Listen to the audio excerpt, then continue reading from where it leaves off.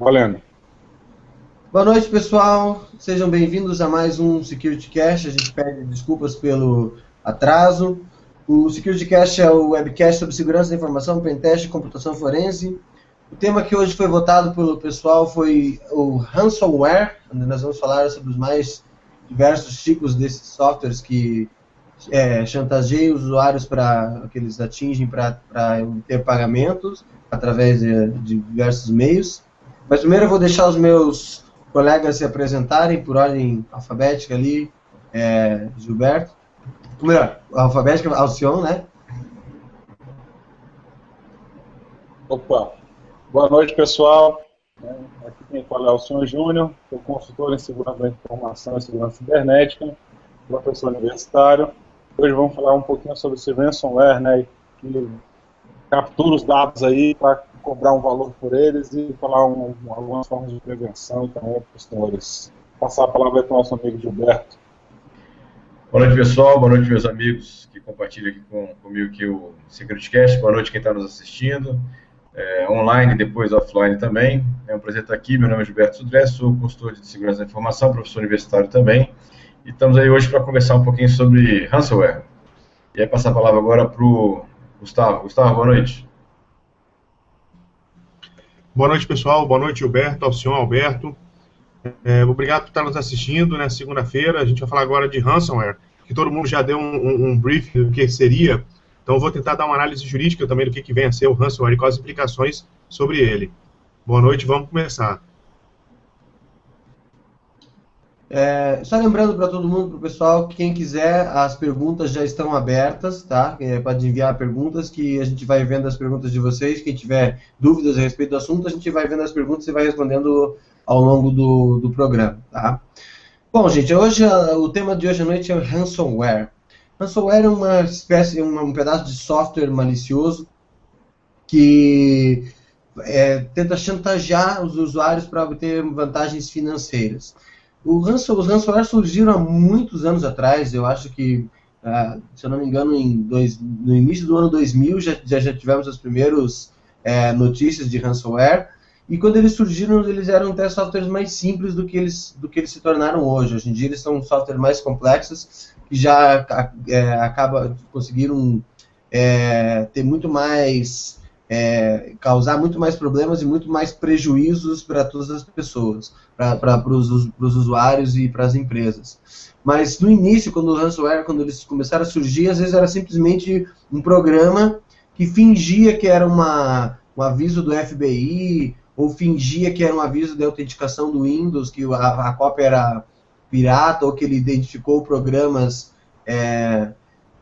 piratas na internet e tentava coagir o usuário a pagar uma multa para que ele se livrasse do problema.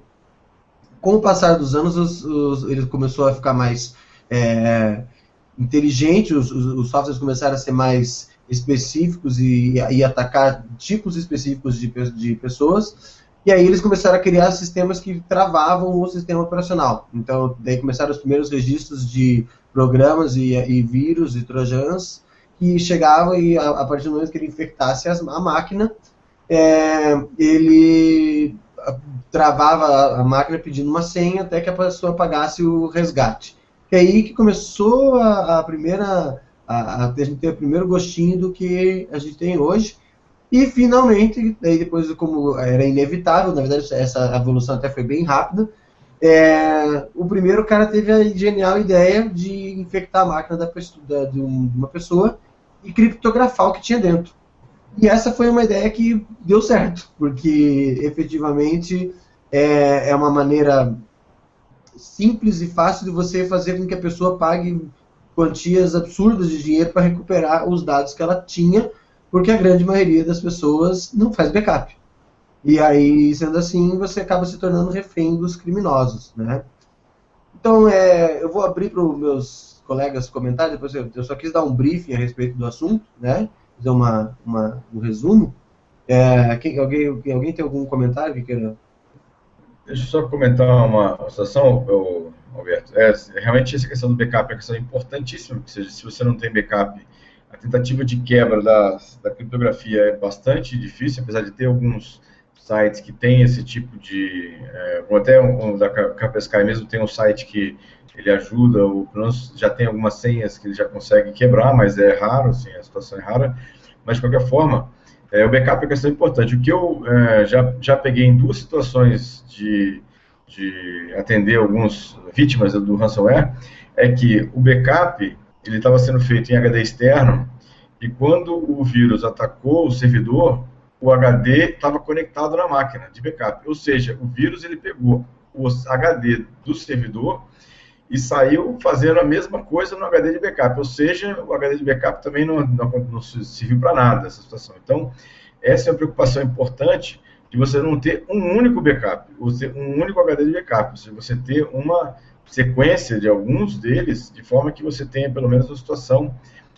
E aí, nesse caso, inclusive, do último caso que eu atendi, foi bastante grave, porque não tinha backup, quer dizer, o único backup tinha aquele que estava conectado na máquina, e é uma situação, assim, muito difícil você tentar recuperar essa situação, né? Ou seja, tem alguns sites que tem essa questão, vou até mostrar o site daqui a pouco, mas, assim, de qualquer forma, assim, a chance, né, está do lado do atacante, não está do lado da vítima, ou seja, a maior chance de recuperação, né, está do lado do atacante. Aí, muitas vezes as empresas, você não tem garantia nenhuma de pagar, você vai receber alguma coisa, né? Você não tem garantia absoluta nenhuma. Então, mas muitas vezes as empresas pagam, né, assim, correndo o risco de não ter de volta a sua chave nem nada, porque era a única informação que ela tinha. Então, ela tinha que fazer isso. Então, essa é a visão que eu tenho, pelo menos que eu tenho acompanhado algumas situações casos que eu acompanhei por aqui. E legal, pessoal, dando continuidade, legal, assim, interessante, né, que a gente vê, como foi falado, então ele pede um reembolso, né, um resgate, um valor, um preço por aquilo ali. E a gente vê que a característica principal dele é essa compactação, né, de arquivo. Vai lá no teu computador, no teu pendrive, enfim, o que tiver instalado ali na hora, criptografa todo o seu arquivo, e geralmente eles botam senhas grandes, né, de 30 dígitos, 25 dígitos, né, para que dificulte a quebra, né, dessa criptografia aí, beire ao impossível, né, com o poder computacional que as vítimas e as pessoas têm hoje, as mãos, né, para efetuar, e pede assim, agora você vai ter que fazer uma compra, né, em um site qualquer, numa conta, um depósito, num PagSeguro, num PayPal, né, geralmente são sites, né, que são utilizados de fora, né, americanos ou em outros países. Então, na verdade, isso aí chega a ser um golpe, né, ou uma ação extorsiva, aí, que depois o Martinelli vai poder colocar bem sobre isso aí. Depois disso, quando eles veem os depósitos, os crackers vão lá e pagam um resgate, né, pagam para você fazer essa busca.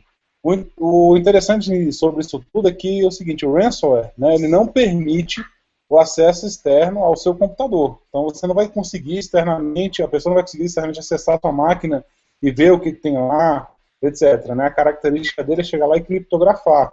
Alguns trojans fazem isso, mas o caso da especificação do ransomware não, tá? E geralmente o propósito é comercial, para pegar o poder, né, o dinheiro, no caso, da vítima. E lógico que a maioria delas são detectadas já por antivírus, grande parte delas já são detectadas por antivírus, o que facilita muito a busca, né, a detecção pelas ferramentas para você fazer isso.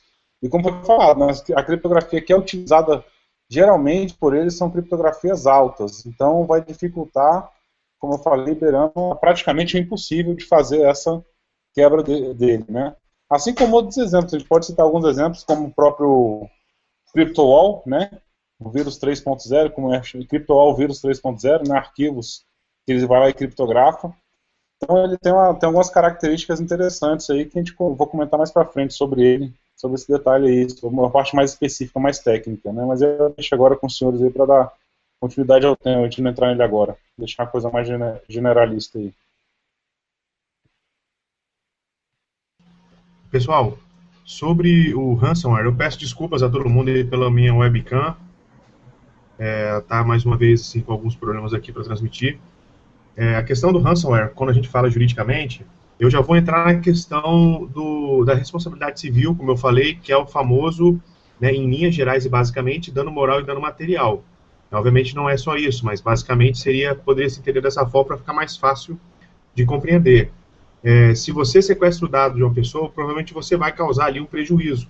Ela precisa, né, dando um exemplo de caso concreto, mas não quer dizer que vão ser todos assim, se a pessoa tiver com aquela dissertação de mestrado ou uma tese, né, e o prazo é na semana que vem e você sequestra isso, então você tem esse dano moral, né, imaterial talvez, que você vai ter que ressarcir. Agora, fora isso, numa análise assim bem preliminar do Código Penal, nós poderíamos também, na questão do agente do ransomware, incorrer no crime de extorsão, que é o artigo 158 do Código Penal, que fala constranger alguém mediante violência ou grave ameaça. E aí, numa interpretação da questão, né, do direito digital, você tem a grave ameaça nesse sentido. E com o intuito de se obter para si ou para outrem indevida vantagem econômica, a fazer, tolerar que se faça ou deixar de fazer alguma coisa, que seria o crime de extorsão. Também teria o crime do invasão do dispositivo informático, que, como o ransomware infecta a máquina, provavelmente ele tenha perpassado um mecanismo de segurança, né, e poderia, então, incorrer nesse crime também. Além disso, o crime de dano. Da mesma forma como você causou um dano na responsabilidade civil, também no penal tem um crime de dano. Então você pode também, assim, você no sentido, a pessoa que utilizar o ransomware e exigir dinheiro e causar algum dano à pessoa, né, porque a pessoa não pagou, você deixa isso se perpetrar, ela pode o quê? Então, te processar criminalmente, né, exigir, na verdade, que você processe criminalmente o crime de dano sobre você também. Né? Então, aí teria, a priori, 3 crimes que o ransomware poderia incorrer, fora a responsabilidade civil, que é o dano moral, o dano material, que eu já comentei.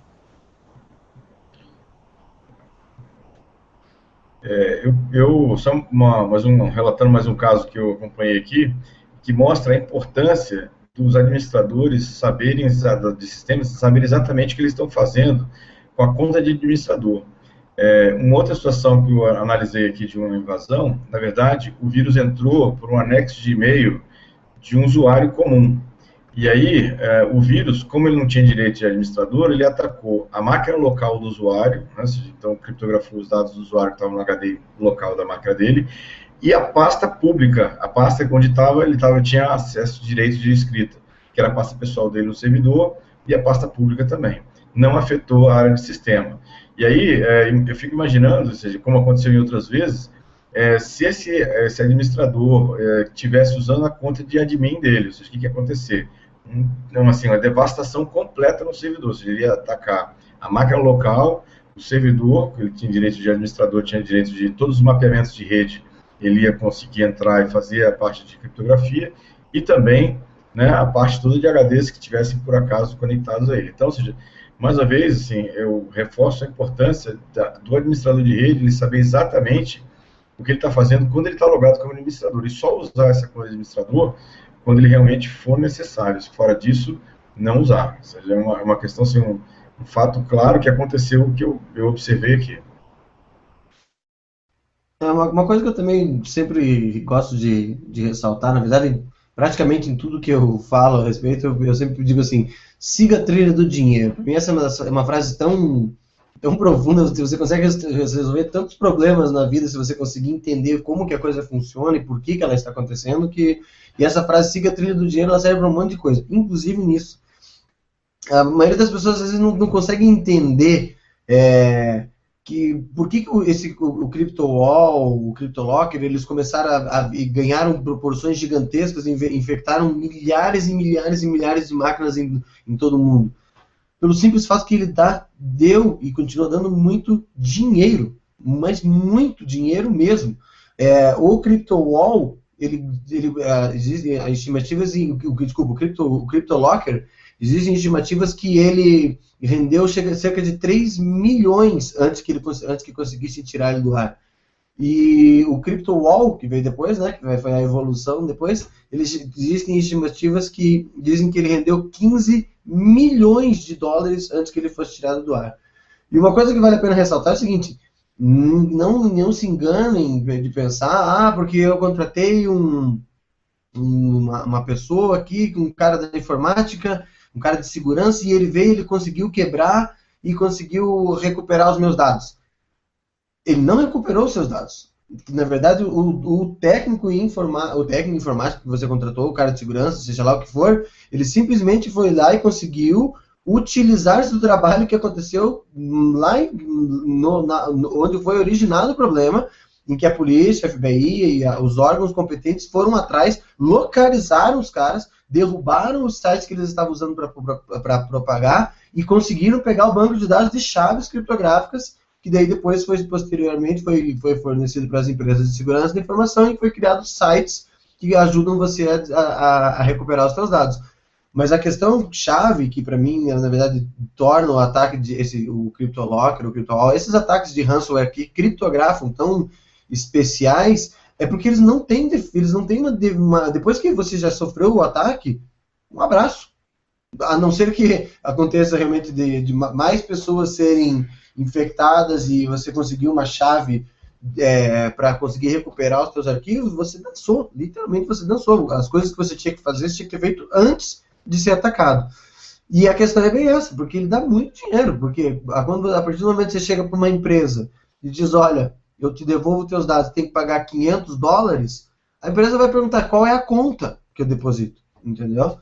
E aí essa é uma questão, até queria perguntar pro Gustavo, eu entendo toda essa questão, como é que funciona a questão de direito, etc e tal, mas e como é que funciona, por exemplo, quando existe o crime, mas você não consegue materialidade para dizer que o crime existiu? Então, por exemplo, o cara está lá, os atacantes estão em outro país,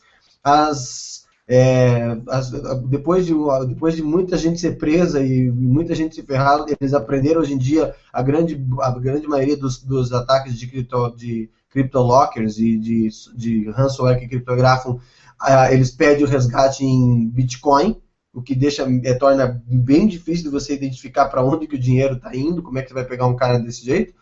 Aí eu pergunto assim, porque eu sei que direito é baseado em materialidade, você tem que apresentar da onde foi, como é que foi, quem foi, e onde que foi o dinheiro, como é que foi, etc e tal. E no caso de não existir materialidade, fica complicado, né? Alberto, sim, na verdade o direito assim, ele requer a materialidade e, obviamente, a autoria. Eu posso ter, por exemplo, um réu confesso, onde fui eu. Se eu não consigo provar que foi ele, eu fatalmente não vou ter condenação dessa pessoa. Então eu preciso que, além do réu confesso, por exemplo, da confissão, eu tenha também todos os elementos que provem que aquela confissão realmente aconteceu. Entendeu? Esse é um caso bem polêmico, inclusive, mas esse é o entendimento. Não basta a confissão para poder condenar uma pessoa, por exemplo. Então a ausência de materialidade hoje no direito digital gera um outro problema. A ausência de autoria. Que se eu não tenho materialidade, eu não consigo nem chegar perto do autor, por exemplo. Então são dois problemas que eu diria que estão interligados. Se você consegue trazer a autoria, você consegue, obviamente, consequentemente, provar a materialidade. Entendi. Então, mas respondendo a sua pergunta, assim, é porque eu dei volta e não respondi, né? Mas respondendo a sua pergunta, cara, não vai acontecer nada com essa pessoa. Ela não vai responder por crime, nem por dano nenhum material ou moral, por exemplo. Foi o que eu imaginei, era que eu queria confirmar, porque da maneira como eu entendo é bem essa. E assim, da maneira como a gente usa as coisas do passado para aprender e construir ferramentas para se proteger, os hackers e as pessoas mal intencionadas usam os erros cometidos por antecessores deles para aperfeiçoar as ferramentas que eles mesmos usam, entendeu? Então, por exemplo, no início, vamos pegar o caso mesmo desses ransomware de criptografia. Eles começaram, o primeiro deles saiu com ele era um ransomware que criptografava com chave simétrica, por exemplo. Foi o que acontece, foi lá, descobriram, acharam uma maneira de quebrar a criptografia, porque criptografia de chave simétrica normalmente existem maneiras mais simples de quebrar, e quebraram. O que acontece? Passou 1 ano, 2 anos, um pessoal lá pegou, pesquisou, e aí começaram a fazer ataques de criptografia, que são os que são baseados hoje em dia, com chave assimétrica. E aí começaram a aumentar o tamanho das chaves exponencialmente. Hoje em dia, a grande maioria dos ataques são com chaves de mais de 600 bits. Então, o que acontece? Tem ataques com chaves de 1024 bits também, RSA, chaves DSA. E aí, como é que a quebra dessas chaves se torna impraticável? A não ser que você tenha um sistema gigantesco distribuído de computadores para quebrar essas chaves, você vai ter, é mais fácil você pagar o resgate, mais fácil, mais barato e às vezes, na verdade, unicamente possível. E o problema, como eu falei, é bem esse. As coisas andaram, as coisas evoluíram, e quando o hacker infecta, ele tenta cada vez de maneiras mais inteligentes receber o resgate sem ser identificado. Então, como é que você vai processar? Mesmo que você... Eu já peguei casos de empresas que foram infectadas aqui no Paraná mesmo, no interior do Paraná, tinha uma empresa esse tempo atrás que estava com um problema desse. Porque foram milhares de empresas infectadas, por isso que a gente conhece tantos casos.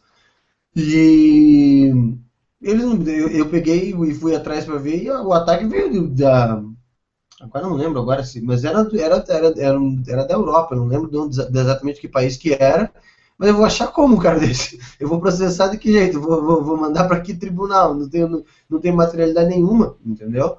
É mais fácil você tentar resolver o problema de outro jeito, ou mitigar, e essa palavra que a gente usa muito em segurança, que é mitigar, é aquela história, você não tem, a grande maioria das coisas você não tem 100% de maneira de resolver, então você mitiga, você minimiza, você encontra opções para que você consiga minimizar o problema e oferecer uma solução para a empresa ou para os usuários. Azevedo, Yes. deixa eu te interromper um pouquinho. A questão é a seguinte, falando essa parte de rastreabilidade, né, achar o culpado não, o responsável, ir atrás até para fazer uma prova jurídica, aí como o Martinelli está falando, a gente ainda tem outro probleminha, né, assim, outra coisa, porque o pessoal, né, você comentou do CryptoWall aí, da questão de chave criptográfica, eu vou entrar um pouco nesse ponto agora, a ousadia é tanta, né, o pessoal está tão assim, pertinente, está tão focado nesse ponto, que o pessoal chega e faz o seguinte, ó, ele fala assim, ó, eu vou te dar um serviço gratuito para você descriptografar alguma coisa, para você validar se o mecanismo de descriptografia que eu utilizo desse ransomware é válido. E se você utilizar, ele vai ver assim, realmente funcionou. Aí você vai lá e descriptografa alguns arquivos, né, como se fosse um trial, né, da descriptografia. E depois disso aí, feito, ele vai falar assim, ó, tudo bem, agora você vai transferir os bitcoins, como você comentou, né, que geralmente essa versão 3 do CryptoWall, ele vai te trazer lá algumas, vai falar, você vai utilizar esses bitcoins aqui, vai pegar essa chave nessa carteira virtual XYZ, né, que é a carteira deles lá, que vai receber os bitcoins, depois disso eles já transferem diretamente para outras contas para evitar rastrear isso aí, e te passam as instruções. E é o seguinte, o negócio é tão abaixo assim que eles fazem? Eles utilizam comunicações encaminhadas via RC4, né, de criptografia, com canais 12P criptografados, que vai permitir direcionar anonimamente as comunicações de diversos servidores, tá? E dentro desses servidores, que vão ser fornecidos uma lista que vai te jogar lá, ó, siga essa lista aqui. Então ele vai falar assim, primeiro você vai baixar o Tor, né? Ele já fala logo, ele já joga logo lá dentro utiliza o Tor para diminuir a chance da rastreabilidade. Jogar dentro dessa Tor, ele vai te falar, você vai seguir esse site que vai dar um link tal, até você chegar naquele código de instrução. Então, uma vez você fazendo isso e pegando o código lá, vai estar no servidor, no meio que a gente até comentou aqui, né, nessa rede anônima, né, de rede mais difícil um pouco de a gente quebrar, enfim, na Deep Web, e aí você vai pegar, né, um link que tem essas instruções, seguiu, chegou lá e você vai conseguir seu código. Então, para dificultar realmente a parte da rastreabilidade da pessoa. Então, dificulta, né, chega a beirar o impossível, digamos assim, vai depender muito da necessidade da empresa, de quem vai tentar seguir esses passos, né, enfim, rastrear. E a característica, né, já falando desse CryptoWall da versão 3, que ele utiliza, que no caso que o CryptoWall faz, então ele tem diversos meios para chegar, né, ao seu computador. Como assim? Ele pode chegar por alguns rootkits que você pode baixar, trojans que você executa sem permissão, por meio de pendrive, entre outros, né, e-mail que você recebe, dentre diversos outros tipos de maneiras de infecção. Tá? Então você pode baixar simplesmente até num site falso do Flash Player, entre outros que a gente já conhece. E aí tem uma característica importante que a gente tem que já entender, é o seguinte, O CryptoWall inclui alguns sistemas operacionais para isso. Aí depois falam que né, que eu fico pegando no pé, mas quais são? Adivinha, né? Microsoft, Windows XP, Vista 7 e o 8. Tá? O 8.1 e o 10 parece que já existem, só que eu ainda não vi nenhum relato de infecção e que tenha dado certo. Mas pela plataforma ser basicamente parecida, eu acho que dá para fazer sim. Então ele utiliza aquele criptografia RSA e AES 256. Como eu te falei, comentou lá, eles usam a chave criptográfica de 2048 bits, tá? Então, que traz imagina, 2048 bits com 30 dígitos para decriptografar, isso aí se torna praticamente impossível com o poder computacional que existe hoje, né? Os computadores que existem hoje estão as nossas mãos, pensando aí no Core 7, né, com 16 GB de RAM ou até mais, mas traz praticamente impossível. E detalhe, tá? A pasta que ele vai criptografar nem sempre é a mesma, por exemplo, não vai ser o C2 pontos inteiro. Ele pode chegar lá e criptografar aqueles C-users, né, que são a pasta de usuários, que vai estar lá seus documentos em settings, né, aquelas pastas que nós já conhecemos do Windows que ficam guardados os do usuário. E podem também especificar uma lista específica, né, de extensões, por exemplo, MP4, AVI, CSV, TXT, do Word, Excel, PowerPoint, né, essas extensões que são mais utilizadas hoje em dia, zip, né, de fotos, PNG, imagens. Só fazer um adendo aqui, do que você falou, é bem desse a respeito do CryptoWall e o CryptoLocker. Tem mais bem isso que você falou, não é só necessariamente o Drive, mas tanto o CryptoLocker, por exemplo, ele criptografa inclusive unidades de rede mapeadas. Que foi aí que deu a merda, entendeu? Porque daí o que acontece? Ele vai lá e infecta o computador de qualquer... Imagine, a gente mexe com segurança, a gente sabe. Quanto mais você pulveriza o ataque nas pontas, mais você aumenta a tua chance de sucesso. Então, beleza, você tem toda lá uma preocupação de segurança com o servidor para que ele não seja invadido, etc e tal, blá, blá, blá, blá, blá. Mas beleza, ele consegue infectar um computador de um usuário safado que não fez o update, alguma coisa, e o cara tem acesso mapeado na tua rede, pronto, acabou. Ele vai lá, ele vai criptografar algumas extensões específicas, como o OpenOffice, Doc, Excel, arquivos de AutoCAD, etc e tal, inclusive em redes mapeadas.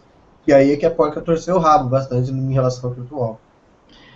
Então, Alberto, foi isso que eu comentei. Num dos ataques que eu acompanhei, o usuário ele tinha uma senha normal, né, de usuário comum de rede, e foi infectado através de um anexo de um e-mail, que ele clicou e aí infectou a máquina dele local e todos os drivers que ele tinha mapeado na rede dele, né? Ainda bem que ele não estava com a senha de administrador, porque aí ficou restrito a máquina dele e os drivers de rede que estavam conectados nele nessa situação. E aí ele conseguiu administrar, assim, conseguiu localizar onde era o problema, né? E aí ele foi, assim, o problema não se propagou para outros locais. Imagina se ele tivesse logado com a senha de administrador. Aí acabou, não tinha jeito. Na verdade, não necessariamente o administrador. Pensa da seguinte, a gente conhece bastante quando a gente vai em empresa, você vai fazer a configuração das permissões de acesso no servidor, o diretor quer que você dê permissão para ele acessar até a casa do que tiver lá dentro. E aí, se o cara consegue infectar um cara desses, e a gente sabe que boa parte das pessoas da diretoria não são exatamente pessoas com drive informática, pronto. O cara consegue criptografar literalmente todos os dados da empresa inteirinha com o usuário comum.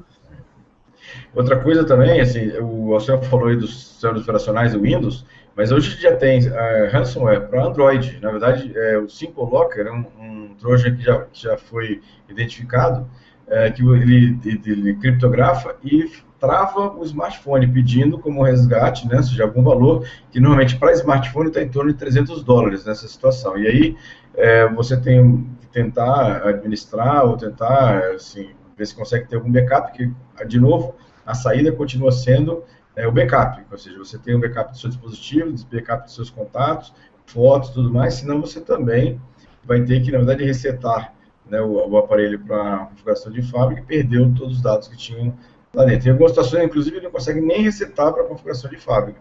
Você simplesmente perdeu completamente o aparelho em relação a isso. Não só para Android, mas como para macOS também. Tem também ransomware para macOS, que eu tenho como conhecimento.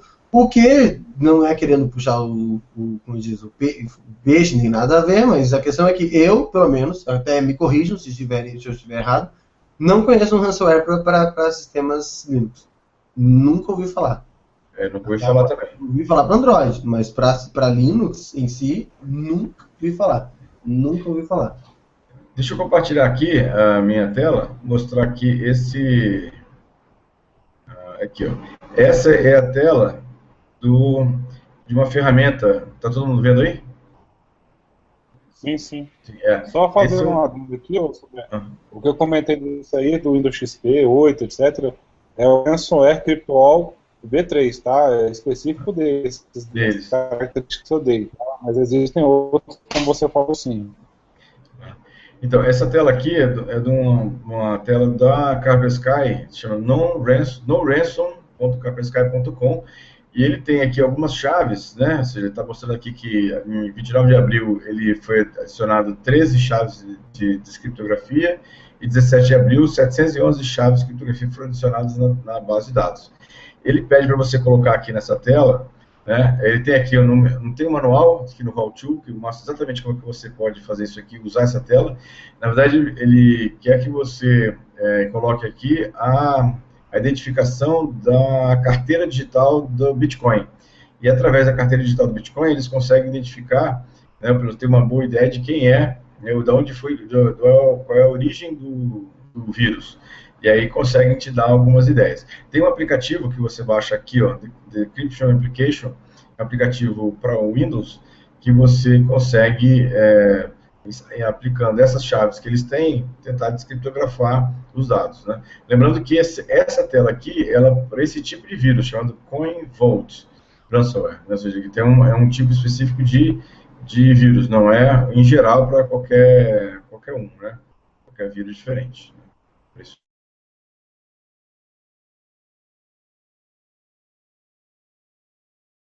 O Sudré foi desligar e caiu de vez. Alciano, você queria falar um negócio, né? Não, só para dar até continuidade lá do ransomware, enquanto ele volta aí, né, do CryptoWall, na verdade, além daquelas extensões que eu comentei, ele também vai criptografar a extensão exe, né? Então, toda vez que você tentar executar ou iniciar um executável, ele vai tentar excluir as cópias, os volumes desse computador que estão afetados, né? E onde é que ele coloca? A gente falou, né? Existem uns arquivos que ele vai adicionar, que é o que vai levantar para você, esse arquivo vai jogar para na sua tela esse arquivo. São duas extensões. É um TXT, que é uma nota de resgate, que é um help_decrypt.txt. E além disso, ele também mudará o seu papel de parede para um help_decrypt.html, que vai aparecer aquele papelzinho de parede lá dizendo, ó, as instruções que você tem que seguir, seus dados estão criptografados, você não tem mais acesso, e como, né, aquelas instruções que eu comentei agora há pouco para você. Então ele vai buscar de um para o outro ali para apresentar, né? E vai mostrar lá quanto que é o resgate, quanto de bitcoins que ele vai querer. Geralmente é esse que eu falei, em torno de $500, né? $499, que na época que eu fiz a pesquisa aí, então uns 2 meses atrás, ele valia 2,23 bitcoins. E aí vai te fazer. Então, é o que eu falei, é o que o Sudré falou, existem diversos ransomwares que vão capturar as tuas informações, vão trazer lá, vão encriptar, e vão utilizar criptografia diferenciada, senhas diferenciadas para tentar buscar. Só que alguns utilizam, como é uma coisa que é espalhada, não é um ataque específico, né? Então ele vai espalhar uma mesma senha criptográfica para vários usuários que estão utilizando aquilo ali, né, que vão clicar naquele link malicioso, naquele ransomware, e vão passar esses links para várias pessoas. Então geralmente a senha é igual. Com o tempo que é descoberta essa senha, que se divulga, aí existem sites como esse de campanha, né, como outros. O que um tempo atrás eu estava conversando com o pessoal sobre esse ransomware V3, uns amigos meus que trabalham com segurança, né, até fora do país, inclusive, e eles comentaram que ainda não existe nenhuma forma ainda de remover esse V3, tá? Não conseguiu. Existem sites que falam que removem, vocês podem procurar, falam, não, nós removemos isso aí, mas de verdade eu tenho um cliente, uma pessoa que está com esse problema e não conseguiu de forma nenhuma com esses diversos amigos meus que estão em comunicação para tentar remover o ransomware virtual V3, tá? V3. E você tocou num assunto bem interessante, porque assim, existe uma... Se você entrar na internet procurando, muita gente procurou, porque, por exemplo, vou pegar o caso do CryptoLocker, a gente tem praticamente 27 milhões de infecções ao redor do mundo. Sabe que 27 milhões de infecções, de pessoas infectadas, gente, é muita gente, mas é muita gente. Isso só do CryptoLocker da primeira versão, sem falar dos copycats que saíram depois. E aí, assim, então isso gerou um mercado gigantesco para ganhar dinheiro e gerou um mercado gigantesco para ganhar dinheiro tentando combater isso. Então, assim, imediatamente surgiram N sites e N programas que dizem que vão retirar o CryptoLocker, o ransomware de criptografia, né? Mas na verdade não retiram porcaria nenhuma, e são só ou bloatware ou até mesmo spyware para infectar com outras coisas, entendeu? Aí uma coisa que eu queria comentar, uma curiosidade interessante antes da gente passar, porque está começando, o horário está passando, eu quero ainda falar, a gente podia ter que falar a respeito do que as pessoas podem fazer para se proteger disso e evitar esse tipo de coisa. Mas eu não queria deixar passar em branco, porque às vezes existem certas situações em que o ransomware foi bom e foi bem utilizado.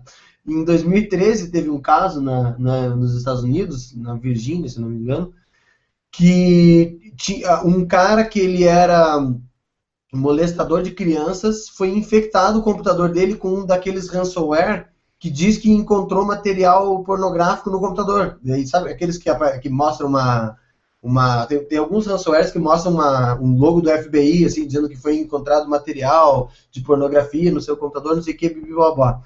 E o cara era mesmo, o cara tinha tido uns bate-papo meio estranho, meio suspeito com um adolescente, com criança, e o cara fechou e se entregou. Ele se entregou para a polícia, e a polícia foi lá e checou o computador do cara e descobriu que estava lotado de coisa de material pornográfico mesmo. Mas é o tipo da coisa que o cara foi pego no fogo cruzado e de repente até foi útil que o cara foi pego. Quando eu fiquei sabendo disso, eu dei muita risada, cara, dei muita risada mesmo. Ser usuário de Windows, né? Exatamente, né? Merece, né? Tem que se ferrar mesmo. O cara é vagabundo e usuário de Windows. É. Bom, gente, acho que a gente podia começar a dar os nossos conselhos a respeito de o que as pessoas podem fazer para se proteger desse tipo de software, entendeu?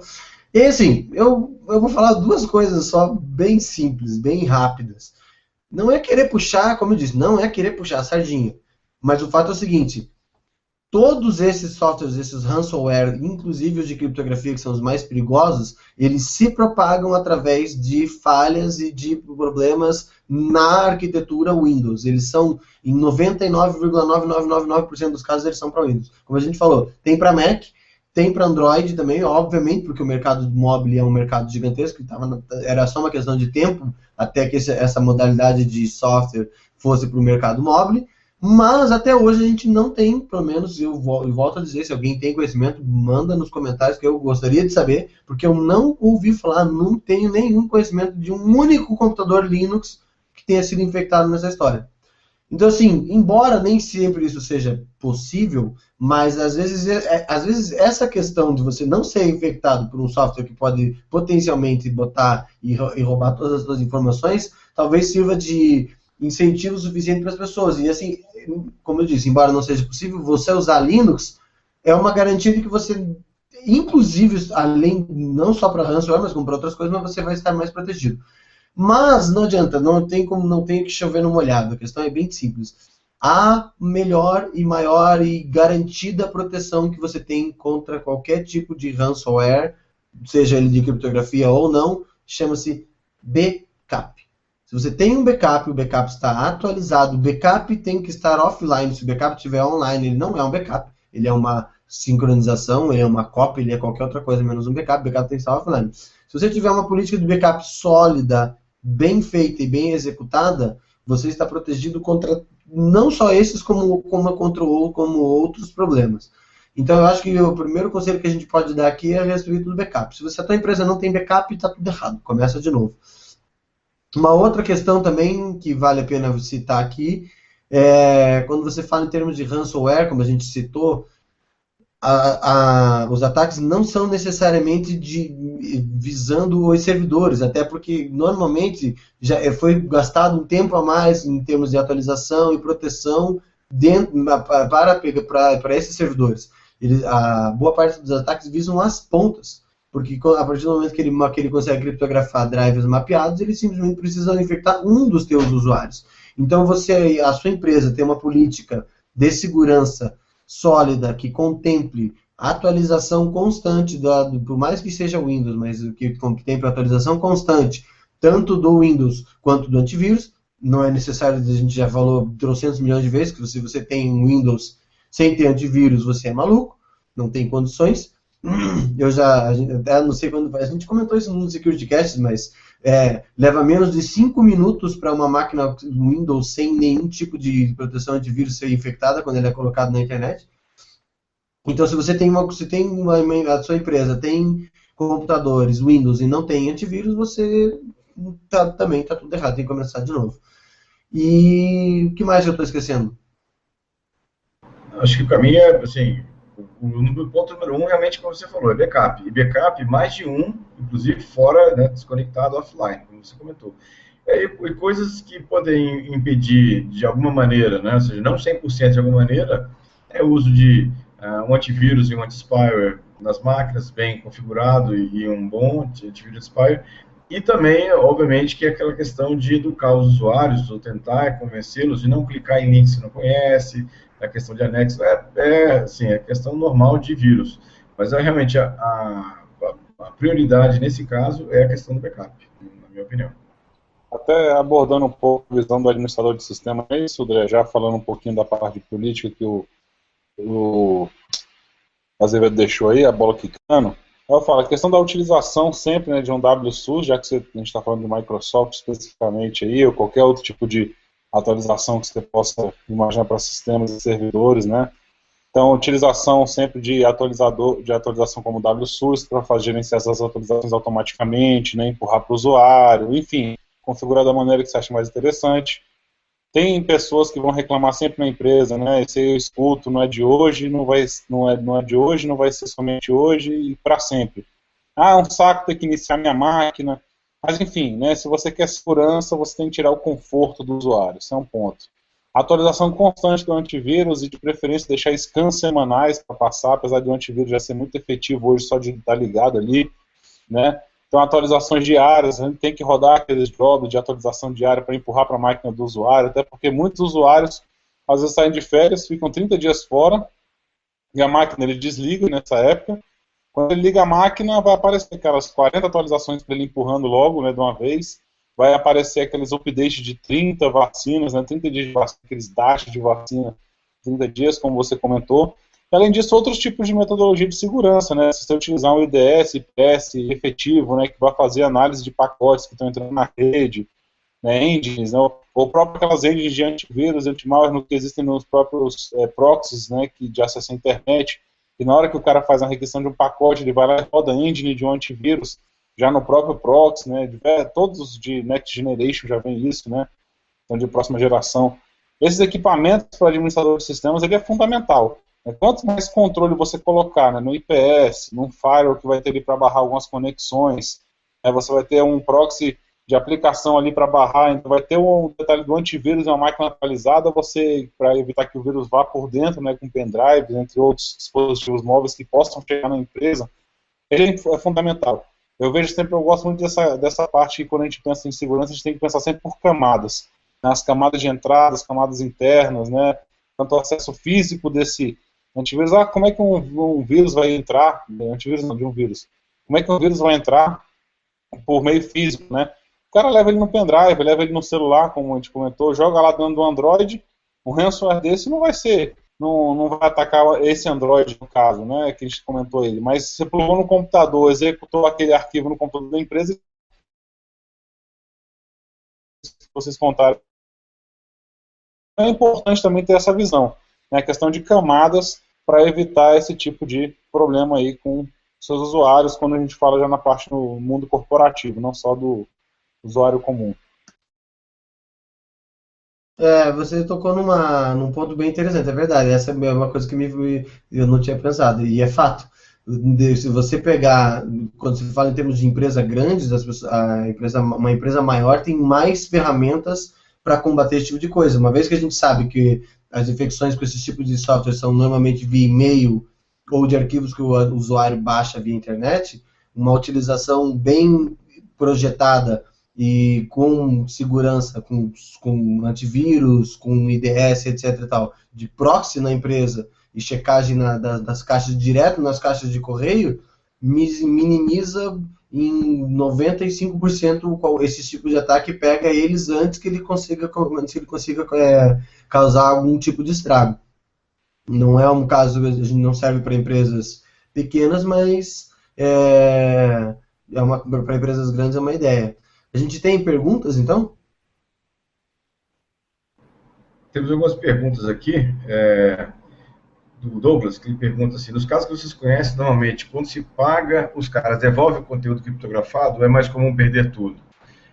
Bom, na minha visão, o que eu acompanhei aqui, o pagamento foi enviado de volta depois da chave e foi recuperado, mas não pode ser garantido isso que vai acontecer em todos os locais, mas o que eu acompanhei, foi pago e foi enviado depois da chave de criptografia.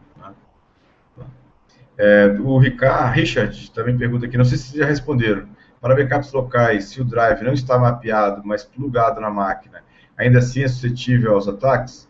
Bom, se o sistema estiver vendo o drive, não precisa estar mapeado na rede. Se o vírus infectar o servidor e o servidor está com o drive plugado, vai fazer a alteração, né, para isso. O José Antônio Borges fala que o ransomware utiliza alguma... Se alguém quiser completar, pessoal, fica à vontade aí, hein? Estou olhando aqui as perguntas aqui. O José Antônio Borges pergunta, o ransomware utiliza alguma falha específica do Windows?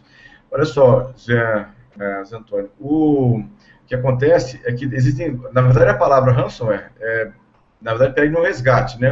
Agora, tem vários tipos de vírus debaixo dessa classificação. Tem alguns que são...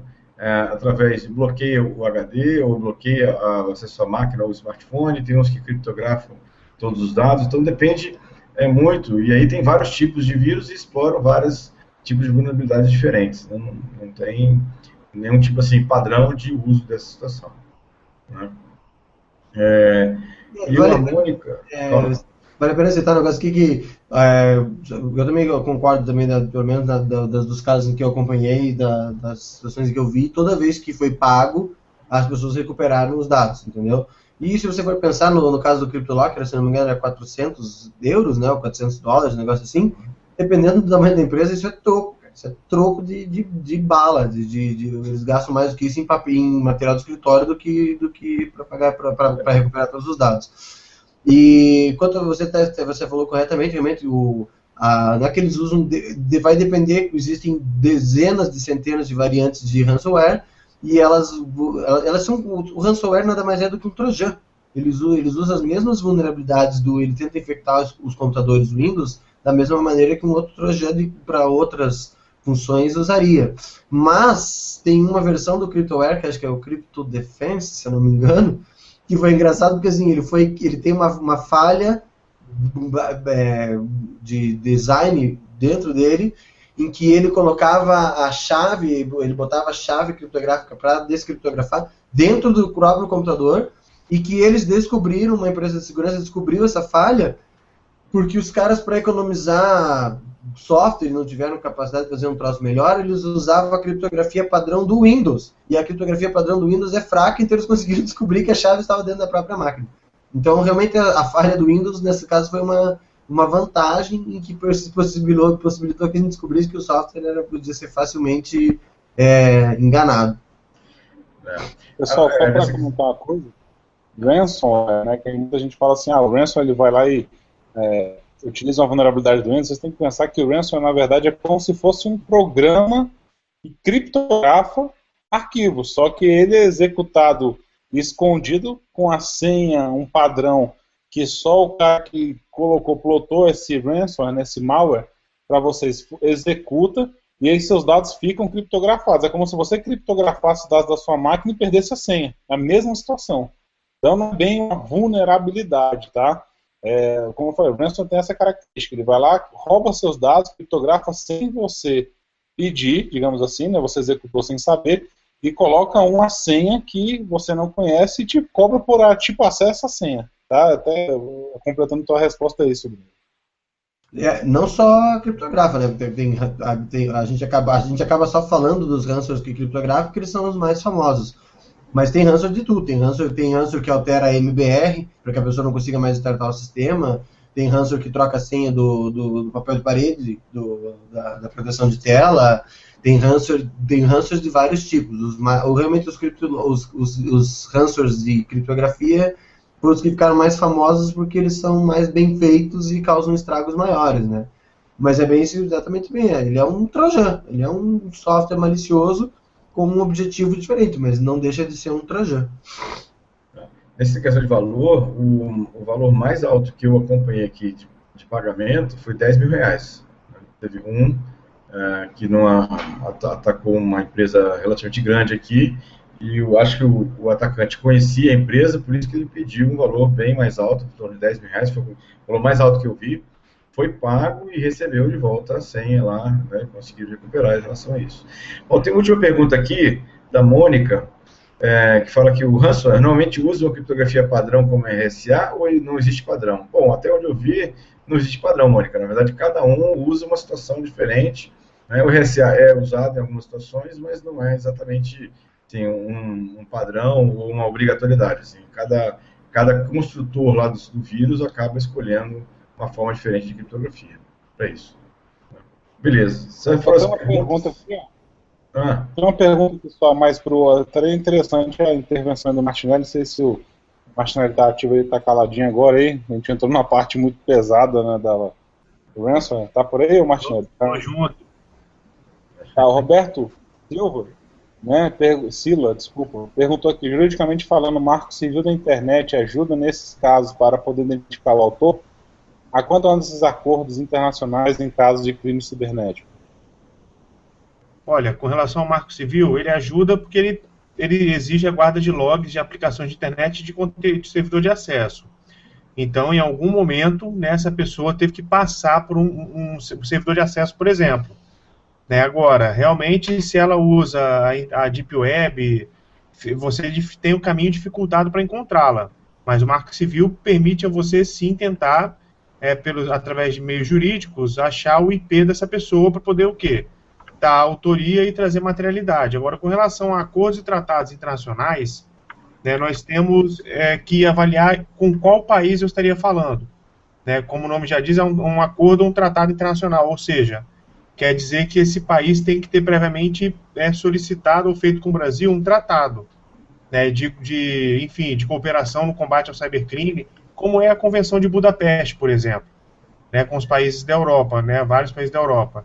Agora, não teria de pronto, assim, teria realmente que analisar com detrimento em um país específico. E quando não tem um tratado... Os grandes, só para citar um exemplo, grande parte dos ataques, os ataques vinham da Rússia. Olha, na Rússia, eu sinceramente tenho que olhar o site do MRE, que é o Ministério das Relações Exteriores, para saber se existe um tratado ou convenção internacional para isso, que eu acredito que não. Né, assim, seria uma coisa muito nova e seria amplamente divulgada no combate à identificação do cybercrime, que é o que? É um dado, né, tem que ter, de repente, um tratado ou uma convenção que verse expressamente sobre isso, como é a Convenção de Budapeste, por exemplo, que exige uma série de mecanismos sejam criados e implementados para que se possa o quê?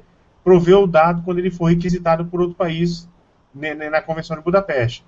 No Brasil, a gente tinha antigamente, assim, até o Marco Civil, obviamente, entrar, um acordo de cooperação internacional, que geralmente era celebrado com a Polícia Federal, por exemplo. O Google tinha isso, com o Ministério Público também, de fornecer os dados, mas o Marco Civil veio e supriu essa necessidade. Então, com relação ao tratado, realmente tem que ver o caso concreto, que atualmente no Brasil, eu não teria nenhum exemplo para citar, para falar que não, o país tem, por exemplo, a Rússia não, ela tem um tratado, se partir de lá o ataque, eu consigo chegar até lá, mas não, infelizmente não tem um tratado ou uma convenção internacional para isso. Tem outra pergunta interessante aqui, do Douglas, falando que esses softwares possuem a a inteligência para encontrar arquivos com conteúdo específico para ser sequestrado ou é aleatório? Na verdade, Douglas, eles têm assim, alguns arquivos que eles vão, pela minha experiência, eles não criptografam todos os arquivos, eles criptografam os arquivos que eles, por acaso, acham que são mais importantes. Então, a TOC, ODP, a parte de banco de dados também, arquivos que têm extensão de Oracle ou PostgreSQL, eles também criptografam imagens, PPTs, PDFs, são arquivos que eles têm eles acham que são mais importantes, né, para o ambiente. Então, basicamente essa a ideia. O Jean Antônio também pergunta aqui, no caso, o ransomware só é um malware, vírus, ou tem caso de ser o worm, que passa a propagar em um pendrive ou qualquer outra forma? O que eu tenho visto, não sei, alguém pessoal pode complementar, mas o que eu tenho visto é que ele não se propaga pela rede, ele infecta aquela máquina e depois não continua se propagando. Não é um worm, é um vírus mesmo, ele infecta aquela máquina e não sai infectando outras máquinas na rede. Talvez ele consiga se propagar para criptografar outros drivers específicos, mas não ele se propagar, né, para outras máquinas. Não, tem variantes de criptografia que são wormers, tem variantes de criptografia que são propagadas através de botnet, entendeu? Para infectar dezenas, por isso, na verdade, até quando eles pegarem e começarem a jogar a tecnologia de worm e botnet junto dentro, porque na verdade a gente já tinha até falado há um tempo atrás, botnet é um dos filões, é uma das fatias mais lucrativas do mercado de insegurança na internet. Tem gente que ganha muito dinheiro com botnet. E na hora que as botnets se aliaram, usando worms também, para começar a propagar os ransomwares de criptografia, o negócio explodiu. Explodiu de uma maneira que não se segurou mais. E aí a gente viu o que a gente está vendo hoje, que volta toda semana a gente fica sabendo, não sei qual lugar foi acontecendo, não sei qual lugar aconteceu. Cada vez mais comum. Os que eu vi, pelo menos, eles infectaram uma máquina e não saíram infectando outras máquinas. Eles criptografaram pastas que estavam compartilhadas ou drivers que estavam conectados às máquinas. Basicamente isso. O ransomware, a característica do ransomware, só para a gente fechar aí, não é se propagar, né? Como eu falei, a característica, a denominação. É um vírus mesmo, você colocou bem assim. Agora, que existem variantes de worms que possam ter essa característica de ransomware, pode ser que existe sim. Pode ser que existe. Tá? Não está dizendo. E só para fechar aqui, ele falou, o próprio Roberto Silla, né, falou assim, aqui em Foz, né, teve uma empresa de contabilidade, ele falou que tinha uma empresa pedindo até $3.000 lá, até para dar a deixa, né, da informação, que a gente está indo para Foz aí agora no Latinoé, a gente vai fazer um webcast especial, depois no final a gente comenta isso aí, para o pessoal aguardar sobre esse mega evento aí do SecurityCast, né, o primeiro mega evento do SecurityCast infiltrado, já se infiltrando nos meios aí de outros eventos, não só pelo... Importante, provavelmente com plateia. Sim. Provavelmente com plateia. Então, quem estiver lá no Latinoair vai ver a gravação ao vivo do nosso SecurityCast. Essa é a plateia física e a virtual ao mesmo tempo, fazer interação. Isso. Exatamente. No programa que tinha na MTV lá. Galera, o nosso tempo está meio que se acabando aqui, acho melhor a gente começar a encerrar já, tá? Vou abrir para cada um fazer a sua notícia da semana que queira destacar. Eu vou, por ordem alfabética, eu vou começar eu aqui mesmo falando da minha notícia, que eu achei interessante, vi essa notícia hoje, aconteceu essa semana agora, que eu, na verdade, assim, por que eu estou destacando? Porque, assim, eu sempre fui um ferrenho, como é que chama? Um crítico ferrenho dessas ferramentas. Sempre, desde a primeira vez que saiu o sistema de digitais no Samsung e na Apple, eu dizia para as pessoas, não ponha sua digital nessa bagaça. Não ponha, não coloque. Por que eu disse isso? Porque eu trabalho com segurança, eu sei que era uma questão de tempo até acontecer. Por incrível que pareça, dessa vez, por enquanto, não foi nem a Apple nem a Samsung que aconteceu. Mas muito mais grave, porque 5,6 milhões de impressões digitais foram roubadas de dentro do governo dos Estados Unidos, do escritório que cuidava desses dados. Para quem mexe com isso, isso é absurdamente grave. Você pensa assim, a partir do momento que eles invadem O próprio governo dos Estados Unidos, para eles invadirem a Apple ou a Samsung, é só uma questão de tempo. E pense, se foi 5, quando aconteceu o caso da Apple, quantos usuários de iPhone tem no mundo inteiro? Entendeu? E aí as pessoas estão botando lá digital, estão dando a digital tanto para a Apple quanto para a Samsung de graça, de graça. E aí um belo dia você vai amanhecer e a sua digital está na posse de criminosos para fazer o que ele quiser, para se passar por você quando ele quiser, do jeito que ele quiser. Porque hoje em dia a gente sabe muito bem que a criptografia, a biometria, é usada como autenticação em uma porrada de coisa. Eu consigo sacar dinheiro com a minha digital. Então, quando eu vi essa notícia eu achei impressionante, achei que valia a pena comentar, e volto a dizer, não coloquem a sua digital em qualquer lugar, a não ser que você seja obrigado a colocar. Alcion. Desculpa, eu comecei a falar com o microfone fechado, é uma mania aqui.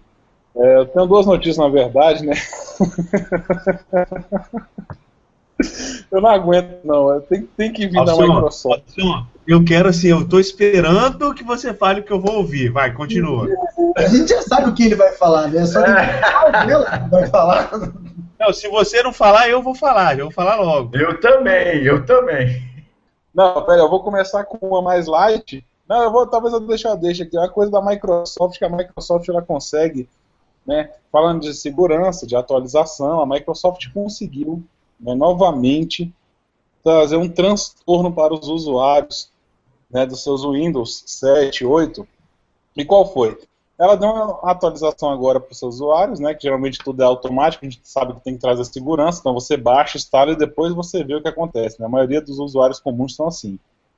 E falou o seguinte, né, agora para executar jogos antigos você não consegue mais, mesmo tendo licença, etc. E o que aconteceu? A atualização desativou o Safe Disk, né, em computadores do Windows 7, 8 e Vista. E ele faz o quê? É um DRM, né, que protege o software em um disco, né, como um CD de jogos, entre outros. E basicamente ele desativou esse DRM, impedindo que os jogos se executem no computador. A Microsoft falou, né, que o Windows 10 estaria impedindo de rodar qualquer jogo que utilizasse DRM Safe Disk. Então eles acharam importante, né, já aplicar essa atualização logo para os Windows abaixo, né, que ainda tem suporte, parece que é até o 7. E aí aparece nessas alterações listadas nesse boletim de segurança, né, o MS 15097, que saiu, ele aborda o seguinte: atualização de defesa em profundidade para o controlador, né, SecDriver.sys, que é um sistema lá, que é um controlador de terceiros. Ele vai desativar esse controlador e vai afetar para executar alguns jogos mais antigos, né? Os jogos antigos, assim, são realmente antigos, né? GTA 3, The Sims, Crimson Skies, né? Entre outros que o pessoal conhece aí, um pouco mais antigos. Então a Microsoft fala que existe um manual, se você quiser lá, você vai lá e executa esse manualzinho, bem simples, né, que é entrar no registro de sistema, desabilitar temporariamente um arquivo, né, porque quando você reinicia ele já volta ao padrão. Então o usuário vai ter que ter esse prazer diário, toda vez que reiniciar sua máquina, de ter que chegar lá e mexer nesse arquivo, caso ele tenha feito a atualização. E não existe nenhum tipo de rollback de atualização nesse ponto, então você cifo, né, como diria, você vai ter que dar um jeito de instalar de novo o teu Windows e não atualizar, não botar essa atualização na próxima, porque saiu o boletim e já disparar a atualização do ponto final. E tem uma outra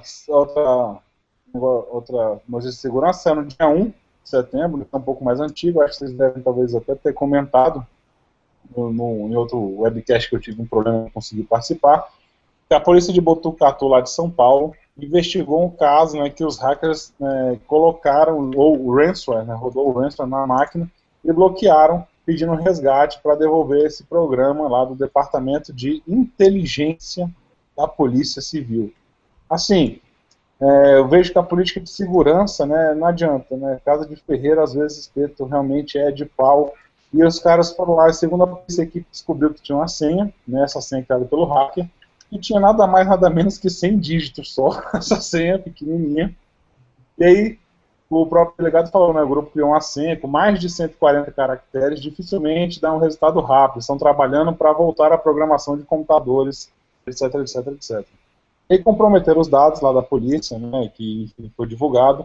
Né, então, tem uns 29 dias essa notícia, talvez vocês já tenham comentado no outro webcast, como eu falei, que eu não participei.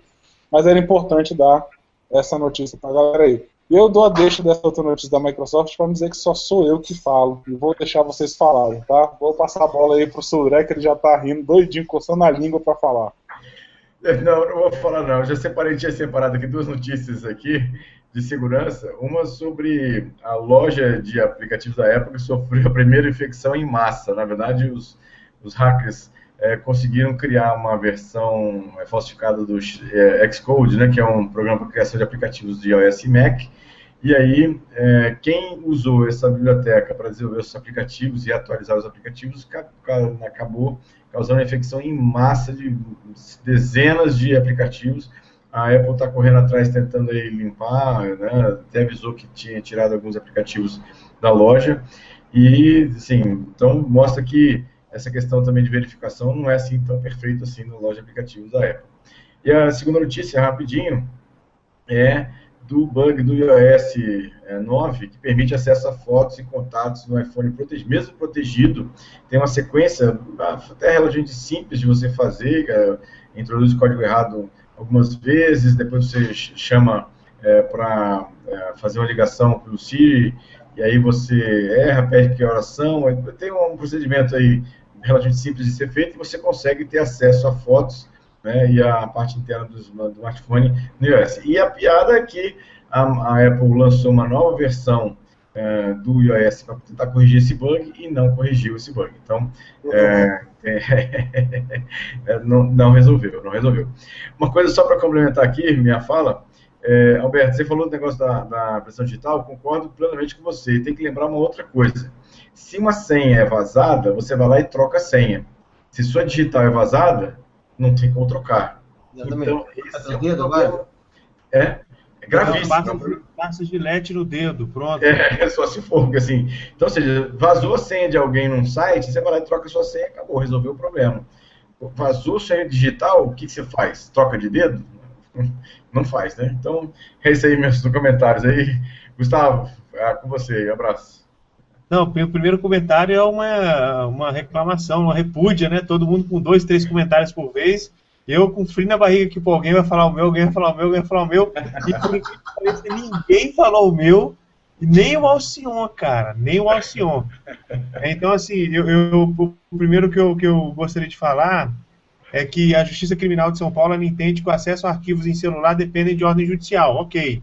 Né, mas o principal a se comentar, né, nisso aqui é que nos crimes de pornô de vingança, por exemplo, né, que seria difamação, e se for oriunda de relacionamento, uma difamação segundo a Lei Maria da Penha, é interessante que se tenha medidas judiciais para se buscar e apreender, por exemplo, o smartphone do agressor. Né, porque lá é que vão estar as principais informações e a maior chance de você identificar a autoria e materialidade e conseguir, então, a condenação, uma reparação civil. Então, é bom ficar assim, de olho aberto, não ficar indo atrás de WhatsApp. Nós já temos uma decisão recente de Santa Catarina reconhecendo que ele não consegue entregar os arquivos, não consegue identificar, de certa forma, né, o conteúdo que foi trafegado. Então, embora possa se discordar disso tecnicamente, é bom tomar cuidado e ser mais efetivo, né? Então, buscar, de repente, uma busca e apreensão do smartphone do ofensor.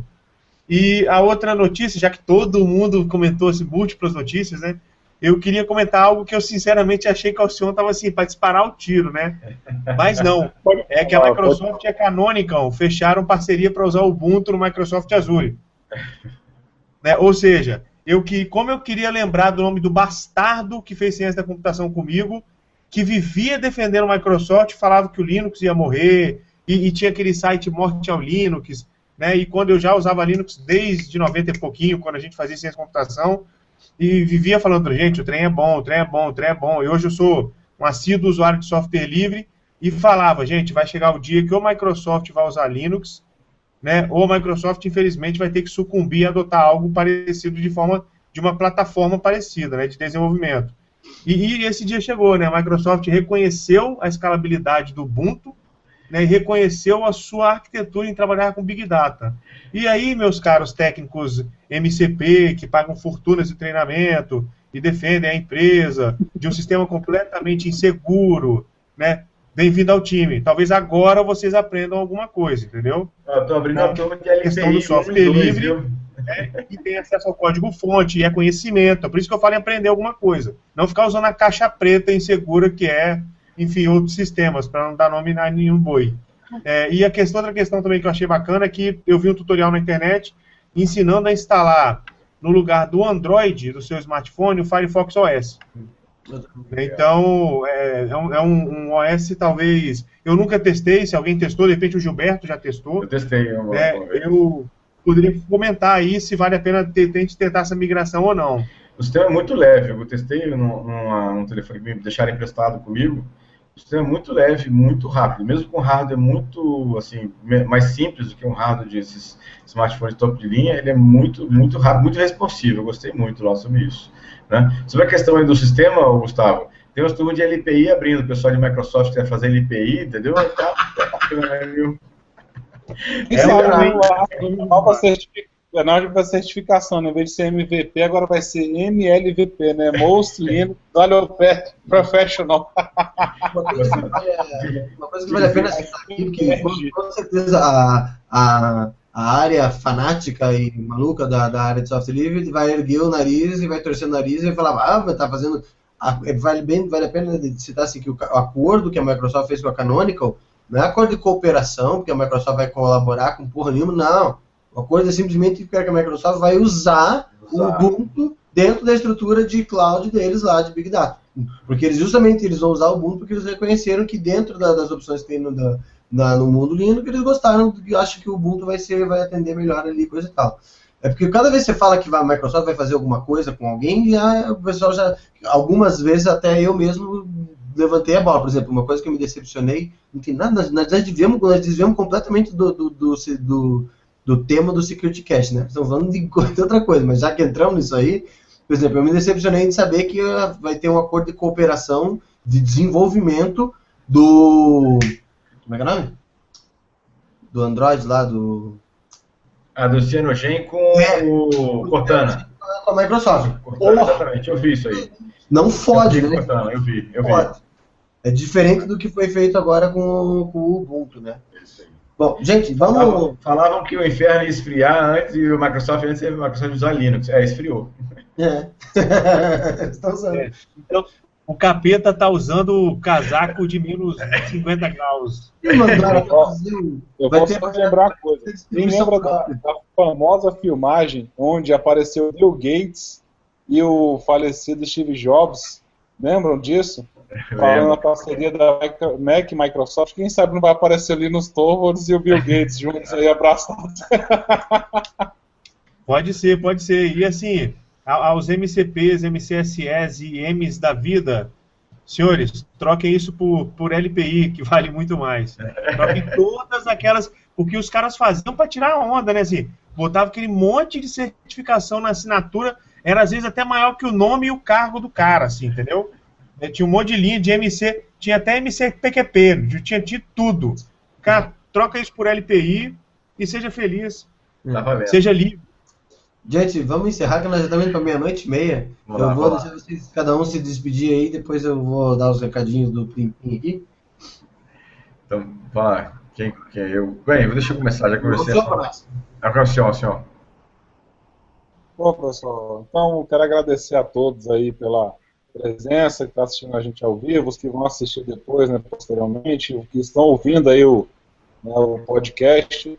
Agradecer a presença, espero que vocês compartilhem nosso vídeo aí, cliquem na inscrição do nosso canal, né, façam graça, pirueta, façam tudo que é possível aí, vamos compartilhar, ajudar o Security Cache a crescer. Agradecer novamente a paciência, a audiência, e eu acho que com essa webcast a gente está conseguindo realmente convencer que o Linux é bom, né? Se a Microsoft está reconhecendo que ele vai ser melhor, imagina o usuário final agora vendo isso aí, né? Estão começando a confiar na gente agora. Obrigado e boa noite, pessoal. Falou, pessoal. Bem, boa noite a todos que nos acompanharam aqui ao vivo, quem está nos vendo agora depois no offline. Obrigado pelas várias perguntas aí, o pessoal participou bastante desse SecurityCast aqui, é realmente um tema importante, está afetando muita gente, acho que também chamou muita atenção em relação a isso. Agradecer aos meus amigos que compartilharam aqui com comigo o SecurityCast. O final foi bem divertido aqui, bem assim, fora do convencional. Foi bom também. Obrigado aí a todos. Uma excelente semana para todos. A gente se vê lá no Latinoware, no nosso SecurityCast de especial lá também. Abraço a todos aí. Pessoal, obrigado pela audiência. Por favor, se inscrevam no nosso canal no YouTube, deem um joinha no nosso link, né, e vamos aguardar agora na Latinoware esses 4 juntos pessoalmente. O negócio não vai prestar, não. Vai dar certo, não. Isso não vai ser legal. Bom, gente... E a galera, rapidinho, Alberto, e a galera do Microsoft aí, ó, bem-vindo ao time, tá? Eu não tenho que aprender Microsoft. Bom, gente, nós chegamos ao final de mais um SecurityCast. Eu queria, em nome de todos aqui, agradecer a todo o pessoal que está acompanhando. A gente tem ficado muito surpreso porque a audiência, quando a gente faz um programa sobre segurança numa segunda-feira, 11 horas da noite, a gente faz até para tentar com que maior número, as pessoas possam ver depois da faculdade e tal, mas a gente não tinha inicialmente nenhuma ideia de que a coisa ia atingir o tamanho que ela atingiu com o prestígio e a audiência que a gente está tendo. A gente agradece muito pelo um prazer estar aqui trazendo essa informação para vocês e estar contando com vocês. Então eu queria agradecer muito às pessoas que estão assistindo, agradeço também às pessoas que assistem a gente depois offline no canal, agradeço o pessoal, os participantes que mandaram perguntas, o pessoal cada dia mais está participando bastante, enriquece bastante até a discussão, enriquece o assunto. Lembrar que vocês podem acessar a gente na nossa página, no securitycast.com.br, no Facebook, no www.facebook.com/seccast. Nós temos também no YouTube, no youtube.com/securitycast. Você pode acessar o áudio no eMasters, no emasters.com.br/perfil/securitycast, tem o áudio dos programas, né? E agora também você também pode baixar via podcast só o áudio no SoundCloud, no soundcloud.com/securitycast. Ainda essa semana a gente vai ter mais um SecurityCast News, para o pessoal que está acompanhando, que são um resumo de notícias semanal que a gente está fazendo. E eu vou convidar todos para o próximo SecurityCast, que vai ser daqui 15 dias, especial, dentro da Latinoware. Nós vamos ter esses 4 vadios aqui vão estar sentados numa mesa, reunidos, para falar a respeito de segurança. E vai ser muito divertido, porque a gente vai ter, pela primeira vez, a gente vai ter um público sentado ao vivo, e vai ter mais o público que vai estar prestigiando a gente pela internet. Então vai ser muito legal, convidar vocês todos. A gente vai estar divulgando melhor os dias, mas se eu não me engano, vai ser no dia 15, né? Eu vi que está na grade lá, de manhã, se eu não me engano. A gente vai divulgar melhor, mas vai ser no dia 15 de outubro, lá ao vivo da Latinoware. Aproveitando, para quem também, do pessoal que nos assiste, espero que vocês vão nos prestigiar ao vivo, porque a Latinoware esse ano vai ser muito massa, tem muita coisa legal. Se você entrar na grade e olhar as feras que vão estar lá, você está perdendo provavelmente um dos melhores eventos do ano. Então quem ainda puder e quem ainda está em tempo, faltam 15 dias, vai lá, gasta as milhas que você tem lá para pegar e vai lá na Latinoware, que você não vai se arrepender, vai ser muito divertido. E a gente se vê daqui 15 dias direto da Latinoware. Um grande abraço para vocês, vida longa e próspera. Boa noite, boa noite. Boa noite.